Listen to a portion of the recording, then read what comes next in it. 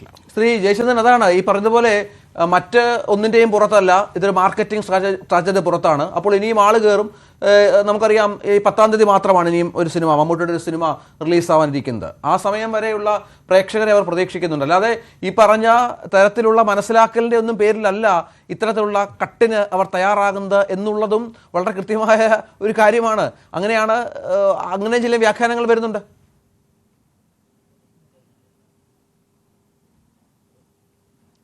ഇങ്ങനെ പലതരത്തിൽ വ്യാഖ്യാനിക്കാനുള്ള എല്ലാവരുടെയും അവകാശം തന്നെയാണ് ജനാധിപത്യത്തിൻ്റെ സൗന്ദര്യം എന്ന് പറയുന്നത്. നോക്കൂ, 2 സിനിമാ വ്യവസായത്തിൽ നിന്നും ബ്രെഡ് ആൻഡ് ബട്ടർ തേടുന്ന 2 പേർ ആ വ്യവസായത്തെ സംരക്ഷിക്കാനുള്ള ബാധ്യതയുണ്ട്.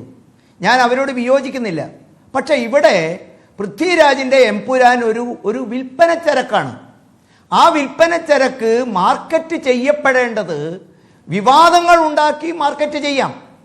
200 കോടി രൂപ മുടക്കിയിട്ട് ഇവിടെ 2 പേരും ഒരു കാര്യം അവർ പറയാതെ സമ്മതിക്കുകയാണോ എന്ന് എനിക്ക് തോന്നിപ്പോകുന്നത്, അതിൻ്റെ കലാമൂല്യമല്ല മാർക്കറ്റ് ചെയ്യപ്പെടാൻ ഉപയോഗിക്കുന്നത് എന്ന് പറഞ്ഞാൽ അതിൻ്റെ ആ തരത്തിൽ ഒരു സിനിമ സമൂഹത്തിന് കൊടുക്കേണ്ടതായ സന്ദേശവും അതിൻ്റെ കലാമൂല്യവും അതിൻ്റെ മാതൃകാപരമായിട്ടുള്ള അതിൻ്റെ എക്സിസ്റ്റൻസും അത് മാർക്കറ്റിൽ വെച്ചാൽ അത് വിൽച്ചു പോകാൻ സാധ്യതയില്ല. അപ്പോഴെന്ത് ചെയ്യുന്നു? നമ്മൾ ചില വിളിച്ചു പറയലുകാരെ ഏർപ്പാട് ചെയ്യുന്നു, ചില പ്രൊമോട്ടർമാർ വരുന്നു, അവർ ഇതൊരു മഹത്തരമായ സംഭവമാണ് എന്ന് പ്രകീർത്തിക്കുന്നു. അങ്ങനെയും നടക്കാതെ പോകുമ്പോൾ അവർ ചില വിവാദങ്ങൾ ഉണ്ടാക്കുന്നു. എന്ന് പറഞ്ഞാൽ വിൽപ്പനച്ചരക്കായി വെച്ച ഒരു സാധനം ചരക്കിൻ്റെ ഗുണമേന്മ കൊണ്ട് അത് വിറ്റുപോകുന്നില്ല എന്നുള്ള ബോധ്യം 2 പേരും തുറന്ന് സമ്മതിക്കുകയാണോ? ഞാൻ ചോദിക്കുന്നത്, ഇദ്ദേഹം തന്നെ പറഞ്ഞു, ലൂസിഫർ ഒരു പ്രമോഷനും വേണ്ടി വന്നില്ല. അതിൻ്റെ കലാമൂല്യത്തെ പ്രേക്ഷക സമൂഹം സ്വീകരിക്കുന്നു. അതല്ലേ ഏറ്റവും നല്ല സിനിമയുടെ ഒരു ലക്ഷ്യമെന്ന് പറയുന്നത്. മറിച്ച് മാർക്കറ്റിൽ കോടികൾ എറിഞ്ഞ് ഏത് തരത്തിലായാലും വിരോധമില്ല, അത് സമൂഹത്തിൽ എന്ത് ഇമ്പാക്റ്റ് ഉണ്ടാക്കിയാലും വിരോധമില്ല. ഞങ്ങൾ മുടക്കിയ കോടികൾ ഞങ്ങൾക്ക് കോടാനുകോടികളായി തിരിച്ചു വരണം. ആ തിരിച്ചു വരുന്ന കാര്യത്തിൽ ഞാൻ പറഞ്ഞു, സമൂഹമാണ് അത് സ്വീകരിക്കേണ്ടത്. അതാണ് സമൂഹമാണ് സ്വീകരിക്കേണ്ടത്. സമൂഹമാണ് സ്വീകരിക്കേണ്ടത്. അത്തരത്തിൽ സമൂഹത്തിന് സ്വീകരിക്കാൻ പറ്റുന്നതോ പറ്റാത്തതോ ആയ കലാരൂപം സമൂഹത്തിന് മുന്നിൽ അവതരിപ്പിക്കാനുള്ള എല്ലാ അവകാശങ്ങളും ഉള്ളവരാണ് സിനിമാക്കാർ, സിനിമാ റൈറ്റേഴ്സ് ആയാലും സംവിധായകരായാലും ഒക്കെ. ഇപ്പോൾ നമ്മൾ ചാവ എന്ന പടം നമ്മൾ കണ്ടു. അത് ചാവ ഇറങ്ങി, അവിടെ വമ്പൻ ഹിറ്റാണ്. അവിടെ അതിൻ്റെ പേരിൽ വർഗീയ കലാപം പോലും ഉണ്ടായ പശ്ചാത്തലം ഇതിനോടൊക്കെ ചേർത്ത് വെക്കണം. ഇത്തരത്തിൽ ഏത് തരത്തിലുള്ള സിനിമ ഇറക്കാനും സ്വാതന്ത്ര്യമുള്ള ഒരു നാടാണ് നമ്മുടേത്. അപ്പോൾ അതിനെ ആ രീതിയിൽ കാണണം. ഞാൻ പറഞ്ഞത് തുടക്ക സമയത്തൊക്കെ വളരെ പക്വതയോടുകൂടി BJP നേതാക്കൾ പറഞ്ഞത് സിനിമയാണ്, ഞങ്ങൾ ഇതുമായിട്ട് പ്രതികരിക്കുന്നില്ല. കോർ കമ്മിറ്റി യോഗം കഴിഞ്ഞ് ഇറങ്ങിയവരുടെയൊക്കെ പ്രതികരണം അതായിരുന്നു. പക്ഷേ പിന്നീട് ഇതിനെ അങ്ങോട്ട് ഏറ്റെടുക്കുകയാണ്. താങ്കൾ പറഞ്ഞതുപോലെ ജനങ്ങൾ തീരുമാനിക്കട്ടെ, ജനങ്ങൾക്ക് വിട്ടുകൊടുക്കൂ, ജനങ്ങൾ അതിൻ്റെ ശരി തെറ്റുകൾ അനലൈസ് ചെയ്യട്ടെ എന്ന് പറയുമ്പോൾ ആ തരത്തിലല്ലാതെ ഇപ്പോൾ പ്രതികരണങ്ങൾ വരികയാണ് BJP നേതാക്കളുടെ ഭാഗത്ത് നിന്ന്, സംഘപരിവാർ പ്രസ്ഥാനങ്ങളുടെ പ്രധാനപ്പെട്ട ആളുകളുടെ ഭാഗത്ത് നിന്ന്.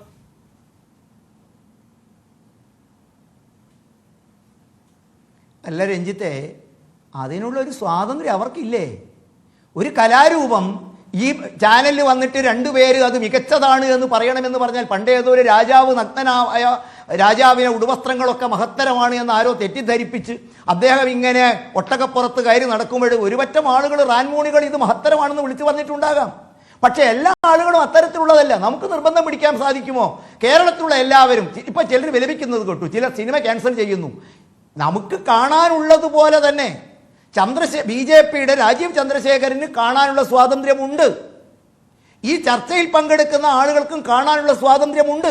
പക്ഷേ അത് കാണാൻ ഇഷ്ടവും സ്വാതന്ത്ര്യവും വേണ്ടെന്ന് വെക്കുന്ന ആളുകളെ നിർബന്ധ ബുദ്ധിയോടെ പിടിച്ചുകൊണ്ടുപോയി നീ കണ്ടേ പറ്റൂ, നീ പണം കൊടുത്തേ പറ്റൂ എന്ന് നിർബന്ധിക്കാൻ നമുക്ക് സ്വാതന്ത്ര്യമുണ്ടോ? അതല്ലേ ഏറ്റവും നല്ല ഒരു ജനാധിപത്യപരമായിട്ടുള്ള നമ്മുടെ ആവിഷ്കാര സ്വാതന്ത്ര്യം എന്നൊക്കെ പറയുന്നത്. ആവിഷ്കരിക്കപ്പെടുന്നത് സ്വീകരിക്കുന്ന ശ്രോതാവിന് വേണ്ടിയാണ്. ശ്രോതാക്കൾ ഇരു കൈയും നീട്ടി സ്വീകരിക്കുമ്പോൾ ആ കലാമൂല്യമുള്ള സിനിമയായാലും മറ്റൊരു സൃഷ്ടിയായാലും വിജയിക്കുന്നു. പക്ഷെ ഇവിടെ നമ്മൾ കാണുന്നത് എന്താണ്? കൃത്രിമമായ പ്രൊമോഷൻ. ഞാൻ പിന്നെ എല്ലാം പച്ചയ്ക്ക് പറയാഞ്ഞിട്ടാ. കൃത്രിമമായ പ്രൊമോഷൻസ് കലാമൂല്യം ഇല്ലാത്തത് കൊണ്ടാവാം ചില ബഹളം ഉണ്ടാക്കിയിട്ട് ചില ആളുകൾ വരട്ടെ എന്നുള്ളത്. ഞങ്ങൾ അതിനുമെതിരല്ലെന്നേ. ആളുകൾ തിയേറ്ററിൽ ഇറങ്ങിപ്പോകുന്ന പലരുടെയും പ്രതികരണം ഞങ്ങൾ കേട്ടിട്ടുണ്ട്. ഞാനും കാണണമെന്നൊക്കെ ഉദ്ദേശിച്ചിരുന്നു. പക്ഷെ സുഹൃത്തുക്കൾ പറഞ്ഞു വെറുതെ പണം കളയണ്ട എന്ന് പറഞ്ഞപ്പോൾ ഈ വിവാദങ്ങളൊന്നും ഞങ്ങൾക്ക് ഭാഗമാക്കല്ല. ഞങ്ങൾ ഒരു കാര്യം ഉറപ്പ് പറയുന്നു, ആവിഷ്കാര സ്വാതന്ത്ര്യം സിനിമ നിർമ്മിക്കുന്നവനുണ്ട്.